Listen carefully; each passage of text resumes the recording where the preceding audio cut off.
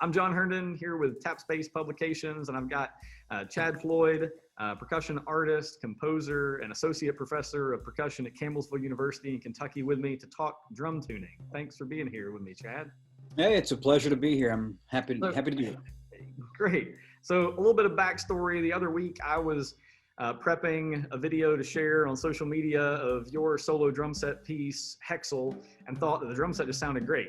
And I was interested in hearing more about how you got that sound, and I figured others would be too. So can you tell me a little bit about how you change heads, tune, and get ready to record? So usually when I produce a video that goes along with one of my pieces that I've written, I like to replace the heads usually about 2 weeks prior to the video, and that's to give the drum enough time to give the drum head enough time to seat properly. Besides the drum tuning, there are several factors to think about. First, starting with the most obvious, what kind of drums you're using. So what you're hearing in Hexyl, you're hearing Pearl Masters kit with maple shells. That's the first thing I'll start with, what kind of drum you're using. Secondly, the sticks. What kind of sticks are you going to use? For Hexyl, I'm using Innovative Percussion 5A Legacy Series. It's the sound I'm going for with that stick. It's light enough, but still it's not too light for me. So then we get into the issue of drum heads, which is extremely important.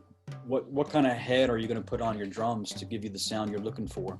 Mm-hmm. Again, with Hexyl, I'm not looking for anything too heavy. As a matter of fact, I'm wanting something light and really open and something that speaks.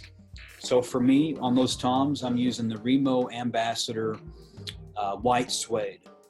I'm using those on both tops, and on the bottom of those drums, I'm using the Remo Diplomat, clear Diplomat. It's a single ply head, and if you match the single ply head on the bottom with the single ply suede on top, you get a very clear, distinct tone. And I think that's really one of the main reasons that those toms really speak the way they do on Hexyl. And the last factor is the tuning, which is the number one thing I think you were asking me about. And what I'll do is I'll take the top head off, replace it with the new head, and I'll put the drum on a flat surface.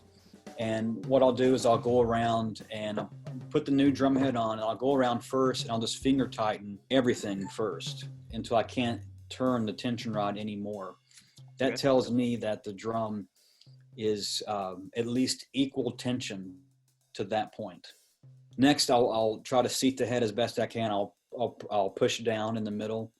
Mm-hmm. After that, I'll go around and check again, finger tighten and check and see. Usually you'll have to pull those up a little bit, each tension rod.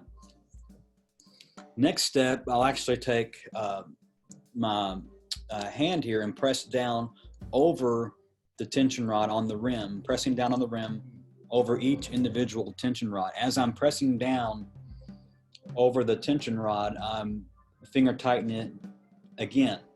So once I've done that, the drum now is almost, it's not far from being where it's going to end up. And the reason I do that is for me, I want to make sure that I know that the drum has equal tension. The drum head has equal tension around just by finger tightening. So then I'll get the drum key, and then I'll do the traditional star pattern, about a quarter turn. And it's at this point where of course I'll mute the bottom head, and I'll go around and see if every single tension rod, what the sound difference. Hopefully they're going to all sound the same pitch.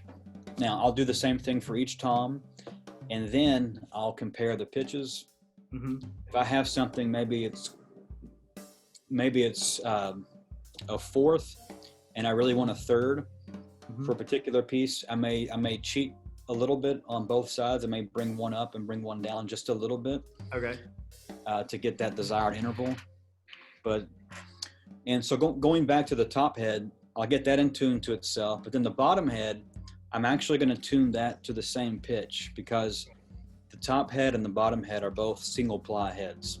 If you have two single plies, I think it's, for me, I like to tune them to the same pitch. Big picture, for each drum, I'm trying to find the sweet spot, the most resonant spot on the drum. whether the pitch is up here or it's down here, that sweet spot is there somewhere. Again, I'm looking to make each drum speak the best it can. Sounds good. Thank you so much for talking to me today. I appreciate it. Yeah, sure. Yeah, it's been a pleasure. Well, thanks so much.